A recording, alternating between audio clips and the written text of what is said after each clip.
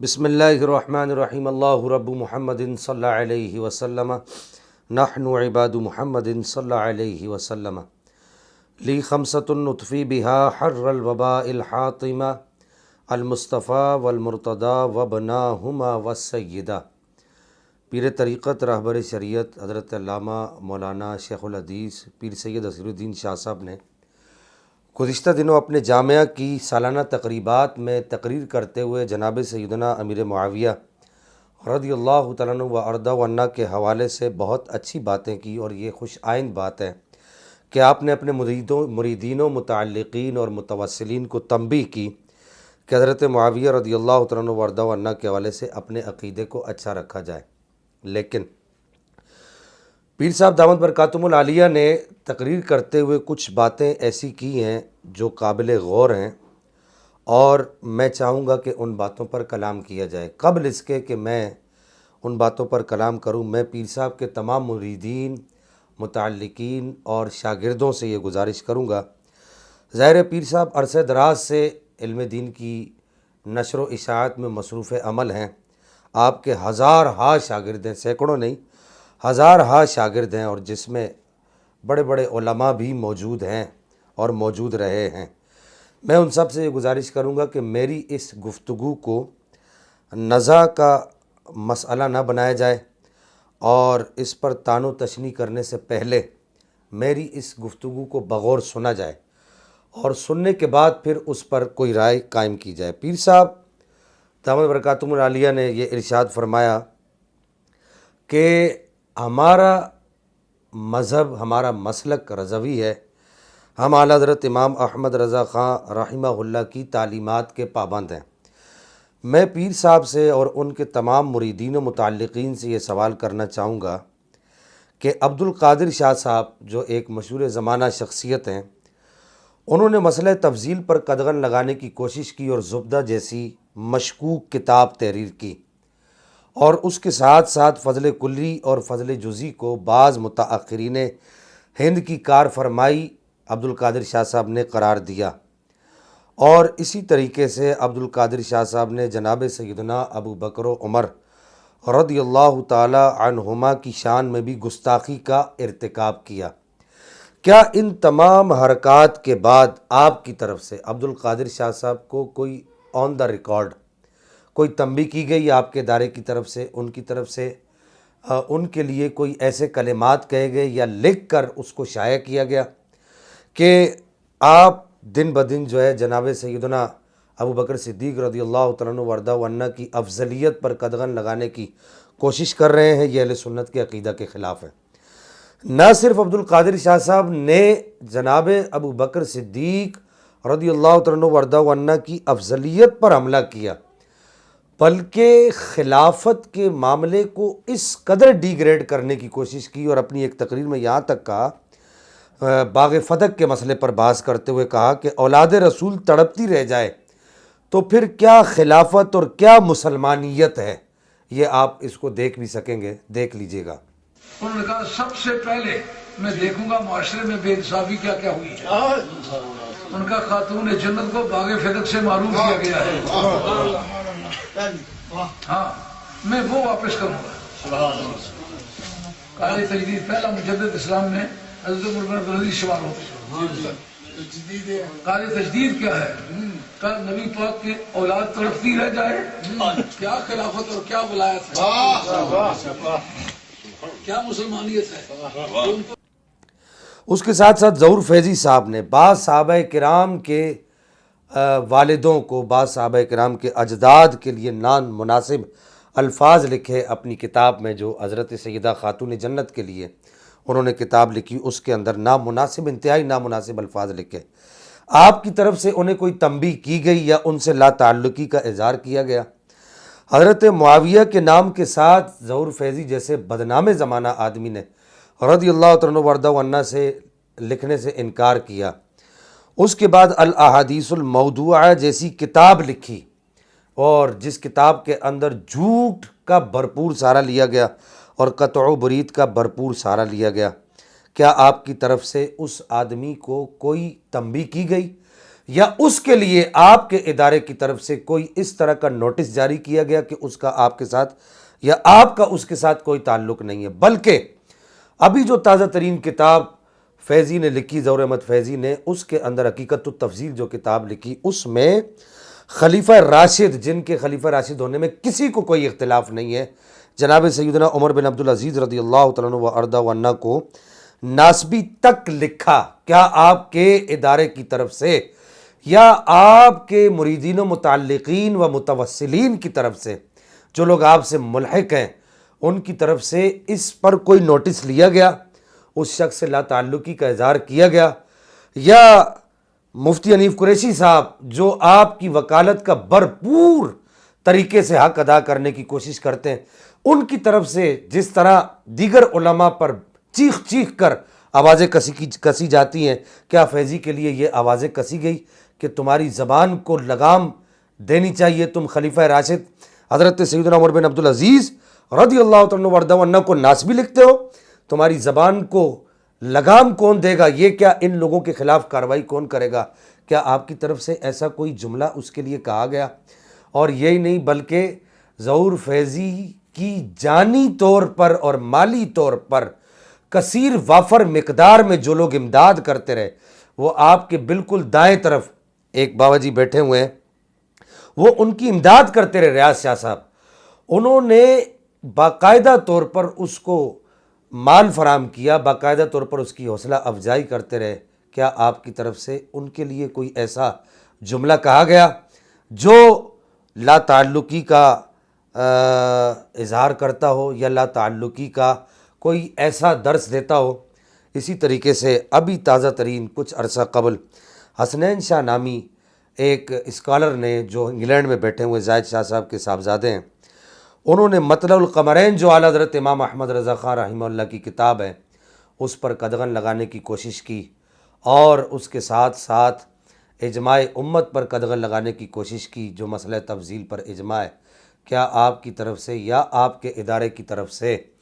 یا آپ کے ادارے کے جو ایک مشہور جو وکیل ہیں مفتی حنیف قریشی صاحب، ان کی طرف سے کوئی ایسی بات کہی گئی کہ تمہیں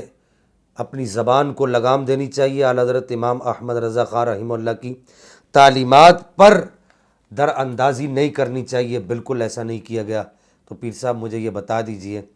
یہ سارا کچھ یہ لوگ کرنے کے بعد عبد القادر شاہ صاحب، فیضی صاحب، اور اسی طریقے سے حسنین شاہ صاحب، اور فیضی صاحب نے تو اپنی کتاب حقیقت التفضیل کے اندر اعلیٰ حضرت پر تانہ زنی بھی کی، اور مجدد الف ثانی امام ربانی قیوم زمانی اللہ کے اس ولی پر بھی تانہ زنی کی، اور اعلیٰ حضرت بھی ولایت کے اعلیٰ ترین مراتب پر فائز ہیں، ان پر بھی تانہ زنی کی۔ تو کیا یہ سب کچھ کرنے کے بعد بھی یہ لوگ سنی ہیں؟ میں سوال کرنا چاہوں گا آپ تمامی احباب سے، اس میں کوئی ناراضگی والی بات نہیں ہے۔ بجائے میری پہلی ویڈیو کی طرح اس پر بھبکیاں کسنا اور جھوٹی ویڈیو بنانا، جھوٹی باتیں میری طرف منسوب کرنا، یہ نہ کیجیے گا۔ ان تمام سوالوں کے جواب میں چاہوں گا کہ ان تمام سوالوں کے جواب دیے جائیں۔ اب شاہ جی قبلہ کی جو تقریر ہے، اس میں کیے گئے جو دو اہم نکات جو بیان کیے گئے ہیں، ان دو اہم نکات کی طرف آتے ہیں۔ شاہ صاحب نے تقریر کرتے ہوئے حضرت معاویہ کو جو امام حسن نے جو خلافت کا معاملہ سونپا، اس پر شاہ صاحب نے یہ کہا کہ امام نہیں چاہتے تھے کہ ملوکیت سے ان کی پاکیزہ مطہر چادر تطہیر داغدار ہو۔ یہ کتنا سخت جملہ ہے۔ ایک طرف عبد القادر شاہ صاحب یہ کہہ رہے ہیں کہ جناب امیر معاویہ رضی اللہ تعالیٰ عنہ ورنہ امام حسن کے نائب ہیں۔ پہلی بات تو یہ کہ امام وکی نے لکھا ہے کہ حضرت امیر معاویہ مستقل انڈیپینڈنٹ خلیفہ نہیں ہے، نہ حاکم ہے، بلکہ حضرت امام حسن کے نائب ہیں۔ لفظ نائب استعمال کیا کانا نائبہ، کہ وہ ان کے نائب تھے۔ اگر اور دوسری طرف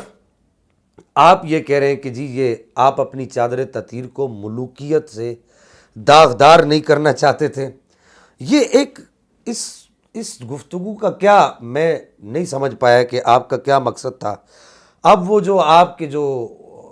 وکلاء ہیں، شاید وہ اس بات کو واضح کریں، اور پھر یہاں پر میں یہ بھی عرض کر دوں، مجموع زوائد میں حدیث نمبر 8960 اور 961 پر موجود ہے کہ نبی پاک صلی اللہ تعالیٰ علیہ وبارک وسلم نے ارشاد فرمایا کہ دین کا یہ امر، دین کا یہ معاملہ نبوت اور رحمت سے شروع ہوگا، پھر خلافت اور رحمت ہوگی، پھر سخت مضبوط قسم کی بادشاہی ہوگی، اور اس کے بعد آمریت ہوگی اور امت میں فساد پیدا ہوں گے۔ یہ جو سخت مضبوط قسم کی بادشاہی ہے، اس پر تمام محدثین نے اس بات کو لکھا ہے کہ یہ مضبوط جو بادشاہی ہے یہ حضرت امیر معاویہ رضی اللہ تعالیٰ عنہ و ارضاہ عنہ کی بادشاہی ہے۔ تو کیا یہ حضرت امیر معاویہ رضی اللہ تعالیٰ عنہ و ارضاہ عنہ کی بادشاہی پر، آپ کی ملوکیت پر،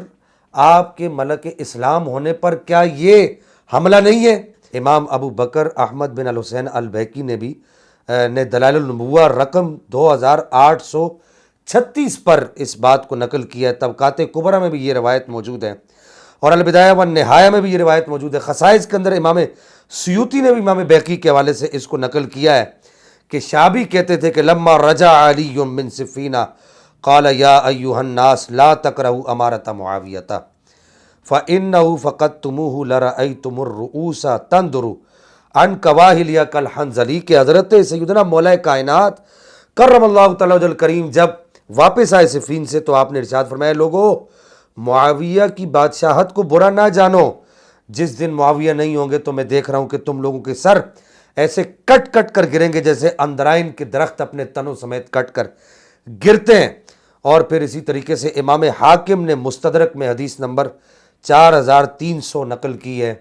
کہ نبی پاک صلی اللہ تعالیٰ علیہ وبارک وسلم کی جو ایک علامت ارشاد فرمائی گئی ہے، مولدہ بمکہ و مہاجرہ بطیبہ و ملکہ بالشام، کہ نبی پاک صلی اللہ تعالیٰ علیہ وبارک وسلم کی ولادت مکہ میں ہوگی اور آپ کی ہجرت طیبہ ہوگی اور آپ کی بادشاہی شام میں ہوگی۔ اور پھر یہ بات بھی سمجھنے کے قابل ہے اور پوچھنے کے لائق ہے کہ یہ کس کی ملوکیت کو کہا جا رہا ہے کہ امام حسن رضی اللہ تعالیٰ عنہ و ارضاہ عنہ اپنی پاکیزہ اور مطہر دامن کو، خلافت کے دامن کو ملوکیت سے داغدار نہیں کرنا چاہتے تھے؟ یہ کون سی ملوکیت ہے کہ حضرت عبداللہ بن عباس رضی اللہ تعالیٰ عنہما، یہ میرے ہاتھ میں الصواعق المحرقہ مع تطہیر الجنان امام ابن حجر مکی کی، اس کا صفحہ نمبر 406 ہے کہ آپ ارشاد فرمایا کرتے تھے عبداللہ بن عباس، ما رأیت للملک اعلی من معاویہ۔ امام بخاری نے اپنی تاریخ کے اندر اس کو نقل بھی کی اور اس کی موافقت بھی کی ہے کہ حضرت عبداللہ بن عباس فرمایا کرتے تھے کہ ملک میں نے حضرت معاویہ رضی اللہ عنہ و ارضاہ عنہ سے بڑھ کر اعلیٰ کسی کو نہیں پایا۔ اور یہاں تک کہ حضرت عمر فاروق رضی اللہ عنہ و ارضاہ عنہ آپ کے بارے میں دیکھ کر، آپ کی سلطنت کو دیکھ کر تعجب فرمایا کرتے تھے اور کہتے تھے کہ ھذا کسری العرب، یہ عرب کا کسریٰ ہے۔ ان کی سلطنت کے بارے میں یہ کہا جا رہا ہے، میں چاہوں گا کہ شاہ صاحب قبلہ اور آپ کے جتنے بھی حواریین ہیں بغیر کسی تانہ زنی کے اور بغیر کسی نزع کے ان تمام سوالوں کا جواب دیں کہ حضرت معاویہ رضی اللہ عنہ و ارضاہ عنہ کی جو ملوکیت ہے وہ نبی پاک علیہ الصلوۃ والسلام کی ملوکیت ہے۔ تو کیا نبی پاک صلی اللہ تعالیٰ علیہ وبارک وسلم کی ملوکیت ایسی ہے کہ جس کے بارے میں یہ جملے کہا جائیں؟ اور ایک طرف عبد القادر شاہ صاحب یہ کہہ چکے کہ امام حسن رضی اللہ عنہ و ارضاہ عنہ کے نائب تھے حضرت امیر معاویہ رضی اللہ عنہ و ارضاہ، پھر آپ اس بارے میں کیا کہیں گے؟ یہ کس کی نیابت؟ امام حسن اپنی نیابت کے بارے میں خود ایسا کر رہے ہیں۔ اور دوسری بات آپ نے جو کہی کہ تفضیلیہ میں اور روافظ میں فرق کیا جائے، تفضیلی اور ہیں اور روافظ اور ہیں، دراصل یہ میں سمجھتا ہوں کہ یہ آپ کی اپنی بولی نہیں ہے، آپ کے پیچھے بہت سارے عناصر کار فرما ہیں جو یہ کوشش کر رہے ہیں کہ کسی طریقے سے تفضیلیوں کو اہل سنت میں داخل کیا جائے۔ یہ بھی اعلیٰ حضرت کی تعلیمات نہیں ہیں۔ اعلیٰ حضرت امام احمد رضا خان رحمہ اللہ نے فتاوی رضویہ شریف جلد 5 صفحہ 581 اور اسی طریقے سے جلد 6 صفحہ 442 اور یوں ہی جلد 28 صفحہ 426 اور جلد 21 صفحہ 152 پر تفضیلیہ کو رافضی قرار دیا ہے۔ مختلف مقامات پر، یہ غالباً میں نے 4 مقامات آپ کے سامنے فتاوی رضویہ شریف کے پڑھے ہیں۔ ان چاروں مقامات پر اعلیٰ حضرت امام احمد رضا خان رحمہ اللہ نے تفضیلیہ کو اہل سنت سے خارج اور رافضی قرار دیا ہے۔ تفضیلیہ کہ اہل سنت کے ساتھ کوئی تعلق نہیں ہے۔ اور پھر اس کے بعد امام المحدثین ملا علی قاری رحمہ اللہ شرح فقہ اکبر میں، امام شارانی الیواقیت والجواہر میں، امام سیوطی الحاوی للفتاوی میں، اور فقہ حنفی کی نہایت معتمد اور معتبر دو شخصیات امام کمال الدین محمد بن عبد الواحد اور امام فخر الدین عثمان بن علی تبیین الحقائق میں، اور امام کمال الدین اپنی کتاب فتح القدیر میں،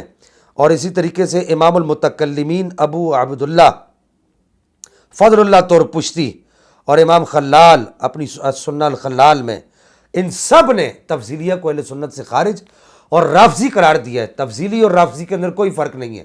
تفضیلی رافضی ہے، اہل سنت کے تمام علماء نے اس بات کو لکھا ہے۔ لہٰذا میں چاہوں گا کہ شاہ صاحب عذرائے کرم آپ تک یہ بات ضرور پہنچے گی، اپنی ان باتوں پر ضرور غور کیجئے، اور اگر ہو سکے تو اپنے جامعہ کے کم از کم طلباء کو